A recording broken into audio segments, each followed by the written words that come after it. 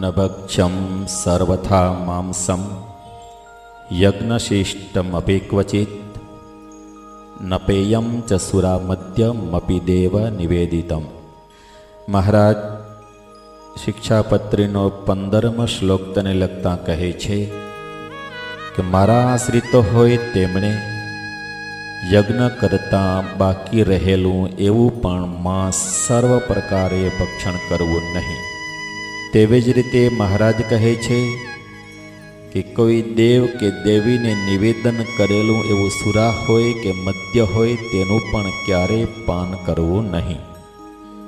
શતાનંદ સ્વામી આ 15મા શ્લોકની વ્યાખ્યા કરતા સમજાવે છે કે જેમ 13મા શ્લોકને વિશે મહારાજે કહ્યું કે બીજાનો વધ કરવો નહીં, કોઈ બીજા મનુષ્યના શરીરનો વધ કરવો નહીં, એટલે બીજાના વધથી દૂર રહેવાનું મહારાજે 13મા શ્લોકને વિશે કહ્યું. અને 14મા શ્લોકને વિશે મહારાજે પોતાનો પણ વધ કરવો નહીં, પોતાના શરીરનો પણ વધ કરવો નહીં. તો શતાનંદ સ્વામી કહે છે કે જેમ બીજાના વધથી દૂર રહેવું, પોતાના વધથી દૂર રહેવું, એ જ રીતે માંસ ભક્ષણથી પણ સર્વ પ્રકારે દૂર રહેવું.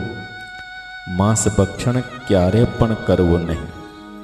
શતાનંદ સ્વામી વિવરણ કરતા સમજાવે છે કે અહીં મહારાજે એમ કહ્યું કે મારા આશ્રિતો હોય તેમણે યજ્ઞ કરતાં બાકી રહેલા માંસનું ભક્ષણ કરવું નહીં.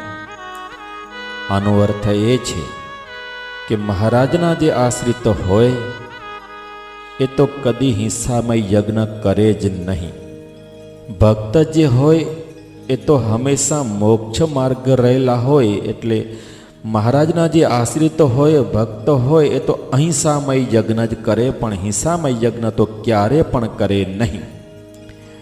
પણ શતાનંદ સ્વામી કહે છે કોઈ બીજા સ્થાનકને વિશે કોઈએ હિંસામય યજ્ઞ કરેલો હોય અને એ યજ્ઞની અંદર પોતાને આમંત્રિત કર્યા હોય અને એ યજ્ઞમાં દેવને કે પિતૃઓને માંસ અર્પણ કરેલું હોય અને દેવ તથા પિતૃઓને માંસ અર્પણ કરતાં બાકી રહેલું જે પ્રસાદીનું, તો શતાનંદ સ્વામી કહે છે કે દેવ દેવીને અર્પણ કરેલ કે પિતૃઓને અર્પણ કરેલ પ્રસાદીનું માંસ હોય છતાં પણ ભક્ષણ કરવું નહીં. મહારાજ કહે છે કે મારા આશ્રિતોએ ભક્ષણ કરવું નહીં. શતાનંદ સ્વામી વિવરણ કરતા સમજાવે છે કે માંસ અપવિત્રમાં અપવિત્ર વસ્તુ છે. તમામ ભોગજન્ય પદાર્થો પવિત્ર પણ હોય છે, અપવિત્ર પણ હોય છે. ભોગજન્ય પદાર્થો સાત્વિક પણ હોય છે અને રાજસિક તામસિક પણ હોય છે. તો શતાનંદ સ્વામી કહે છે કે માંસની અંદર સાત્વિકતા નથી, માંસ જરાય પણ સાત્વિક નથી. માંસ રાજસિક અને તામસિક છે, અપવિત્ર વસ્તુ છે. તો શતાનંદ સ્વામી કહે છે કે માંસના સ્પર્શનો પણ ત્યાગ કરી દેવો જોઈએ. તો પછી માંસનું ભક્ષણ તો ક્યાંથી થાય? ન જ થાય. માટે મહારાજનો અભિપ્રાય છે કે માંસ ભક્ષણ કરવું નહીં. ભલે યજ્ઞ કરતાં બાકી રહેલું પ્રસાદીનું માંસ હોય તો પણ એ માંસ સર્વ પ્રકારે ભક્ષણ કરવું નહીં. માંસ કદી પ્રસાદીનું થતું જ નથી, કારણ કે એ ભગવાનને ધરી શકાય જ નહીં, ભગવાનને નિવેદન કરી શકાય જ નહીં. એટલે માંસ કદી પ્રસાદીનું થતું જ નથી, તો માંસ સર્વ પ્રકારે ભક્ષણ કરવું નહીં. શતાનંદ સ્વામી કહે છે કે આહાર શુદ્ધિ સત્વ શુદ્ધિ. જેનો આહાર શુદ્ધ હશે તેનું જ અંતઃકરણ શુદ્ધ થશે, અને જેનું અંતઃકરણ શુદ્ધ થાય તેને અખંડ ભગવાનનું સ્મરણ રહે છે. એને હંમેશા સારા વિચારો આવે છે, એને ક્યારે પણ ખરાબ વિચારો આવે નહીં.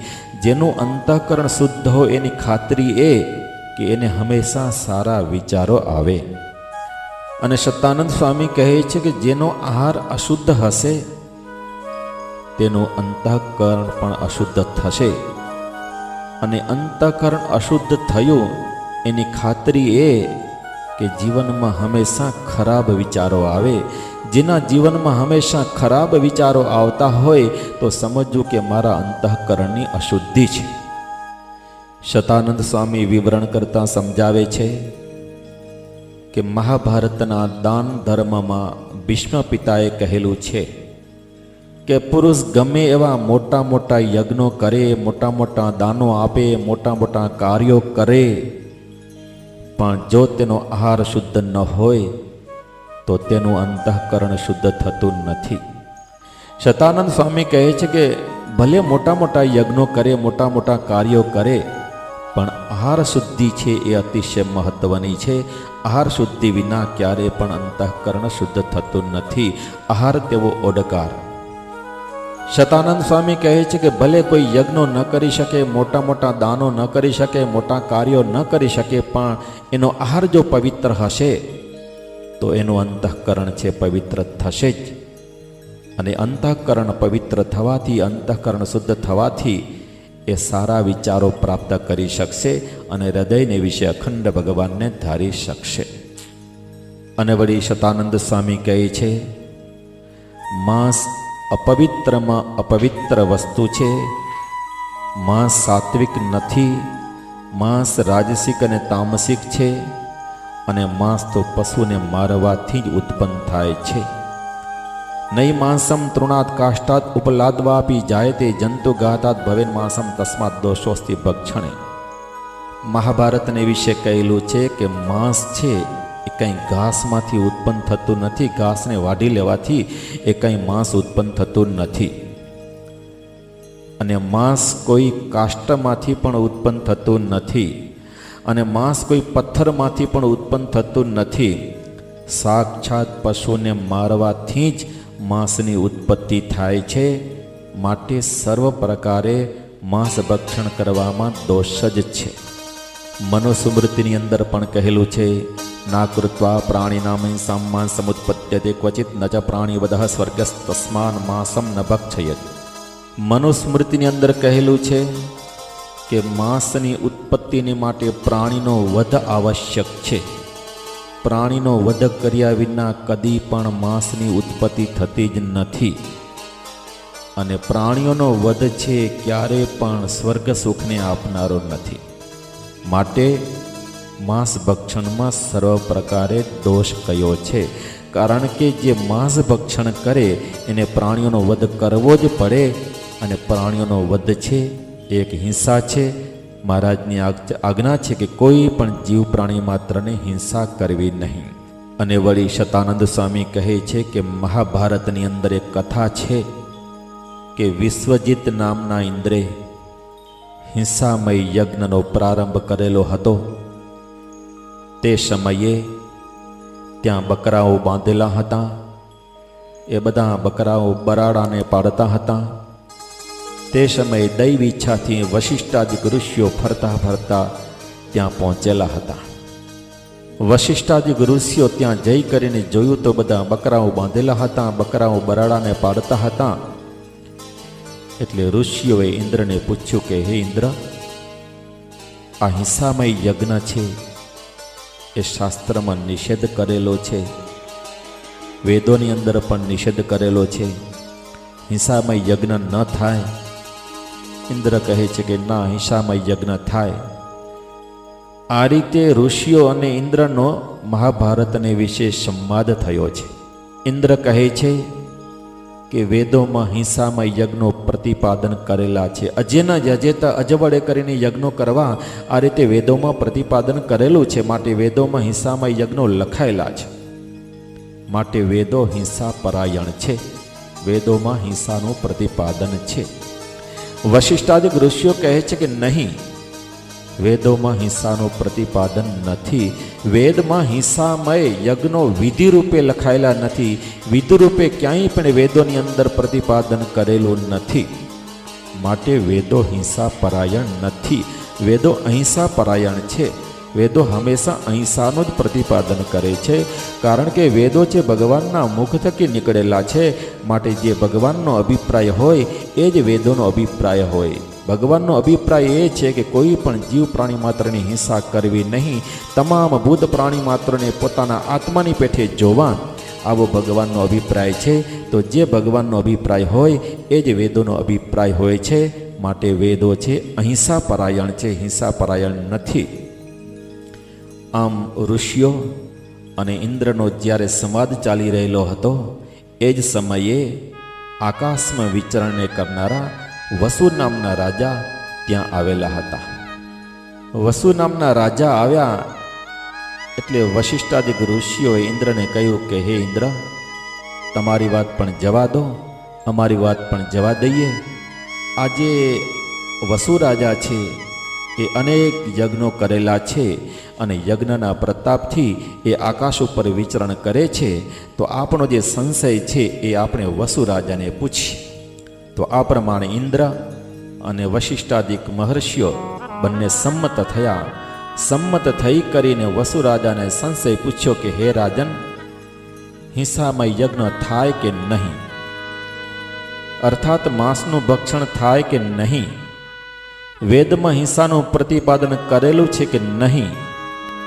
આ રીતે વશિષ્ઠાદિક ઋષિઓએ વસુ રાજાને પ્રશ્ન પૂછ્યો.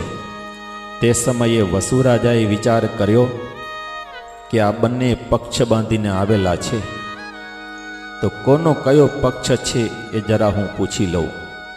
કારણ કે ઇન્દ્ર છે એ વસુ રાજાનો મિત્ર હતો. વસુ રાજા જ્યારે સ્વર્ગમાં જતા ત્યારે ઇન્દ્ર એને અર્ધાસન બેસવા માટે આપતો. તો ઇન્દ્ર વસુ રાજાનો મિત્ર હતો એટલે વસુ રાજાએ વિચાર કર્યો કે આ બંને પક્ષ બાંધીને આવેલા છે, માટે કોનો કયો પક્ષ છે એ પહેલાં હું પૂછી જાઉં. વસુ રાજા પૂછે છે કે હે ઋષિઓ, તમારો પક્ષ કયો છે અને દેવતાઓનો પક્ષ કયો છે એ તમે મારા પ્રત્યે કહો. ત્યારે ઋષિઓએ કહ્યું કે હિંસામય યજ્ઞો દ્વારા પણ માંસ ભક્ષણ ન થાય, સર્વ પ્રકારે માંસનું ભક્ષણ ન થાય. વેદોમાં ક્યાંય પણ હિંસાનું પ્રતિપાદન નથી, આવો પક્ષ અમારો છે. અને હિંસામય યજ્ઞો વેદને માન્ય છે, માટે હિંસામય યજ્ઞો દ્વારા પણ માંસનું ભક્ષણ થાય. આ દેવતાઓનો પક્ષ છે. અમારો પક્ષ એવો છે કે હિંસામય યજ્ઞ ન થાય. વેદોમાં કોઈ પણ જગ્યાએ હિંસાનું પ્રતિપાદન કરેલું નથી અને માંસનું ભક્ષણ પણ થાય નહીં. અને આ દેવતાઓનો પક્ષ છે કે હિંસામય યજ્ઞ થાય. વેદોની અંદર હિંસા પ્રતિપાદન કરેલી છે, હિંસામય યજ્ઞોનું પ્રતિપાદન કરેલું છે, માટે માંસનું ભક્ષણ થાય. આવો દેવતાઓનો પક્ષ છે. તે સમયે ઇન્દ્ર તો વસુ રાજાનો મિત્ર હતો. તેથી વસુ રાજા ખોટે ખોટો ઇન્દ્રનો પક્ષ રાખી અને એ વસુ રાજાએ કહ્યું કે હિંસામય યજ્ઞો થાય પણ છે અને નથી પણ થતા. અર્થાત વેદો હિંસા પરાયણ છે અને અહિંસા પરાયણ પણ છે. માંસનું ભક્ષણ થાય પણ છે અને નથી પણ થતું.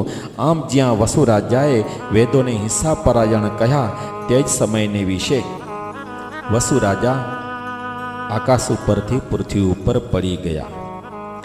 વસુ રાજા આકાશ ઉપર વિચરણ કરતા હતા. યજ્ઞના પ્રતાપથી એને ગતિ પ્રાપ્ત થયેલી હતી. પણ જ્યાં એ વેદોને હિંસા પરાયણ કહ્યા અને એમ કહ્યું કે માંસનું ભક્ષણ થાય, આમ જ્યાં કહ્યું ત્યાં તો એ આકાશ ઉપરથી પૃથ્વી ઉપર પડી ગયા. ફરીવાર વશિષ્ઠાદિક ઋષિઓને દયા આવી કે વસુ રાજાએ વેદોને હિંસા પરાયણ કહ્યા છે, તેથી એ આકાશ ઉપરથી પૃથ્વી ઉપર પડી ગયા છે. તેથી ફરીવાર વશિષ્ઠાદિક ઋષિઓ એ વસુ રાજાને સમજાવવા લાગ્યા કે તમોએ વેદોને હિંસા પરાયણ કહ્યા, તેથી તમો આકાશ ઉપરથી પૃથ્વી ઉપર પડી ગયા છો. માટે હજુ પણ તમે કહો કે વેદો હિંસા પરાયણ નથી, વેદમાં ક્યાંય પણ હિંસાનું પ્રતિપાદન કરેલું નથી, માંસ ભક્ષણ ક્યારે પણ થાય નહીં, આ પ્રમાણે તમે કહો. ત્યારે માનના માર્યા એ વસુ રાજા ફરીવાર પણ એ જ પ્રમાણે કહ્યું કે ના, મેં કહ્યું છે બરાબર છે, વેદ છે હિંસા પરાયણ થાય છે, વેદમાં હિંસામય યજ્ઞોનું પ્રતિપાદન કરેલું છે. આમ જ્યાં વસુ રાજાએ કહ્યું તે જ સમયમાં પૃથ્વી ફાટી અને એ વસુ રાજા પૃથ્વીમાં પ્રવેશ કરી ગયા. તો શતાનંદ સ્વામી કહે છે કે આ રીતે હિંસામય યજ્ઞો દ્વારા પણ માંસ ભક્ષણમાં મોટો દોષ કહેલો છે, માટે સર્વ પ્રકારે માંસનું ભક્ષણ કરવું નહીં. શતાનંદ સ્વામીએ તો સત્સંગી જીવનમાં ફોતરાએ સહિત એટલે છાલની સાથે અગ્નિમાં શેકાયેલી જે લીલી શીંગો, એ લીલી શીંગોને પણ ખાવાની મનાઈ કરેલી છે.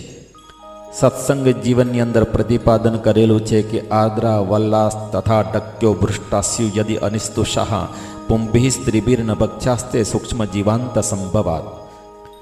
શતાનંદ સ્વામીએ સત્સંગ જીવનની અંદર કહેલું છે કે નીલી વાલ હોય કે નીલી તુવેર હોય, નીલા વટાણા હોય કે નીલા ચોળા હોય, આ નીલા સિંગ ધાન્યો જો છાલ ઉતાર્યા વિના એમ નેમ અગ્નિમાં શેકેલ હોય અથવા બાપેલ હોય તો શતાનંદ સ્વામીનો અભિપ્રાય એવો છે કે કોઈએ એ સિંગો ખાવી નહીં. પુરુષો હોય કે સ્ત્રીઓ હોય એવી સિંગોનું ભક્ષણ કરવું નહીં. શતાનંદ સ્વામી કહે છે કે કારણ કે સિંગોને શેકતી વખતે અથવા બાફતી વખતે સૂક્ષ્મ કીડાઓ બહારથી તો દેખાતા ન હોય, પણ સિંગોની અંદર જ ઉત્પન્ન થયેલા હોય છે અને એ સૂક્ષ્મ કીડાઓનો નાશ થાય છે. સિંગોની અંદર જ સૂક્ષ્મ કીડાઓ ઉત્પન્ન થયેલા હોય, બહારથી કોઈ છિદ્ર દેખાતું ન હોય, અને એ સિંગોને એમને આપણે શેકીએ કે બાફીએ તો પછી એ સિંગોની અંદર રહેલા જે કીડાઓ હોય એનો નાશ થાય છે. એટલે એક તો હિંસારૂપી દોષ લાગે છે, અને પછી આપણે એ સિંગોનું ભક્ષણ કરીએ એટલે માંસ ભક્ષણનો દોષ લાગે છે. આ રીતે બે દોષ લાગતા હોવાને કારણે શતાનંદ સ્વામી કહે છે કે મહારાજના કોઈ પણ આશ્રિત હોય તેમણે આવી લીલી સિંગો ક્યારે પણ ભક્ષણ કરવી નહીં. અને વળી શતાનંદ સ્વામી કહે છે યજ્ઞ કરતાં બાકી રહેલા માંસનું જે રીતે ભક્ષણ કરવું નહીં, ભલે પ્રસાદીનું માંસ હોય તેનું ભક્ષણ કરવું નહીં, એ જ રીતે પોતે ઈષ્ટદેવપણે કરીને જેને માનેલ હોય એવા કાલી ભૈરવ ઇત્યાદિ દેવદેવીને નિવેદન કરેલ સુરા અને મદ્ય તેનું પણ પાન કરવું નહીં.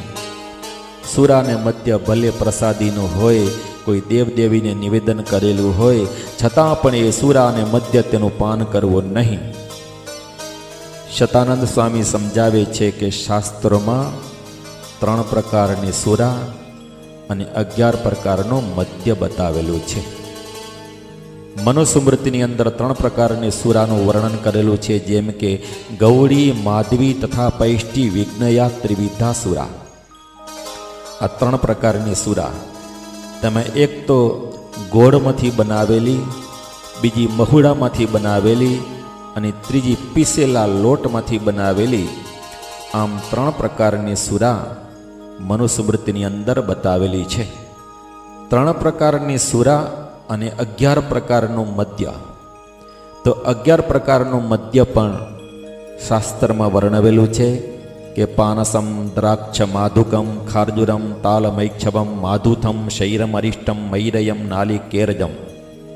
એક તો ફાનસ નામના ફળમાંથી બનાવેલું ફાનસ, અને બીજું દ્રાક્ષમાંથી બનાવેલું, ત્રીજું મહુડામાંથી બનાવેલું, ચોથું ખજૂરમાંથી બનાવેલું, પાંચમું તાડમાંથી બનાવેલું, છઠ્ઠું શેરડીના રસમાંથી બનાવેલું, સાતમું મધમાંથી બનાવેલું, આઠમું સિંધડીમાંથી બનાવેલું, નવમું આરીઠામાંથી બનાવેલું, અને 10મું ધાત્રી, ધાવડી અને ગોળના પાણીમાંથી બનાવેલું, અને 11મું નાળિયેરમાંથી બનાવેલું.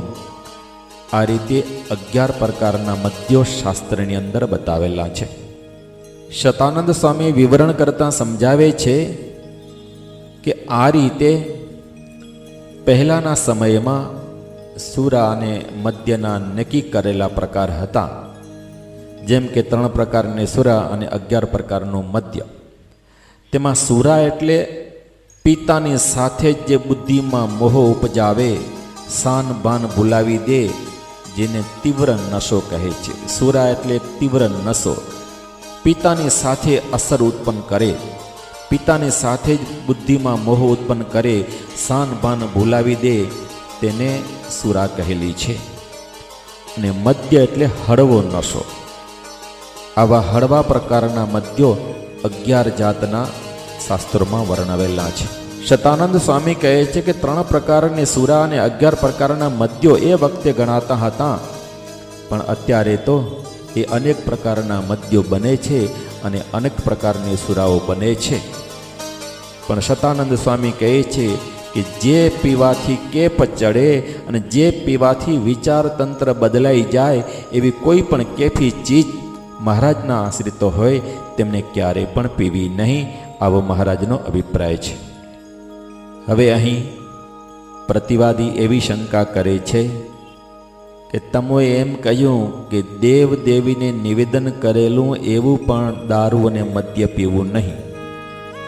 તો એ બાબતમાં પ્રતિવાદી શંકા કરે છે કે જેને દારૂનું પાન કરવામાં અતિશય આસક્તિ હોય, જે અતિ રાગથી દારૂનું પાન કરતા હોય, તેને માટે ભલે તમે મનાઈ કરો, તેને માટે ભલે તમે નિષેધ કરો, પણ જેમને દેવતાઓનો મહિમા હોય, દેવદેવીઓનો મહિમા હોય, તો દેવદેવીઓને નિવેદન કરીને એ પ્રસાદીનો જે દારૂ તેને દેવતાઓની પ્રસાદી સમજીને પીવામાં શું દોષ છે? આપણે આસક્તિથી એ દારૂનું પાન ન કરીએ, કોઈ રાગથી એ દારૂનું પાન ન કરીએ, પરંતુ દેવતાઓની પ્રસાદી સમજી કરી અને એ દારૂ કે મદ્યને પીવામાં શું દોષ છે? આ પ્રતિવાદીની શંકા છે. શતાનંદ સ્વામી આનો ઉત્તર આપતા કહે છે કે એમાં પણ દોષ છે, કારણ કે દેવતાઓ સાત્વિક છે, તેથી પ્રથમ દેવતાઓને દારૂ અને મદ્યનું નિવેદન કરવું એ જ ઘટી શકતું નથી. એટલે દારૂ અને મદ્ય ક્યારે પ્રસાદીનું બને જ નહીં, કારણ કે એ દેવતાને નિવેદન થાય જ નહીં, એ અસુરોનું અન્ન છે. શાસ્ત્રમાં કહેલું છે કે દેવતાઓ સાત્વિક છે, મનુષ્યો રાજસિક છે અને અસુરો તામસિક છે. આ મોટો પ્રસિદ્ધ રાજમાર્ગ છે. તો શતાનંદ સ્વામી કહે છે કે તેમાં દેવતાઓને સુરાનું નિવેદન કરવું એ જ પ્રથમ ઘટિત નથી, તો દેવતાઓને સુરાનું નૈવેદ્ય થાય જ નહીં, કારણ કે સુરા એ અસુરોનું અન્ન કહેલું છે. સુરા એ કંઈ દેવતાઓનું અન્ન નથી, અસુરોનું અન્ન છે. દેવતાઓનું નિવેદન તો દૂધ, દહીં, ઘી, ડાંગર, યવ, પુષ્પો એ આદિક સાત્વિક ઉપચારોથી જ દેવતાઓનું નિવેદન કહેલું છે. દેવતાઓ સાત્વિક છે, માટે સાત્વિક ઉપચારો વડે કરીને દેવતાઓનું નિવેદન કહેલું છે.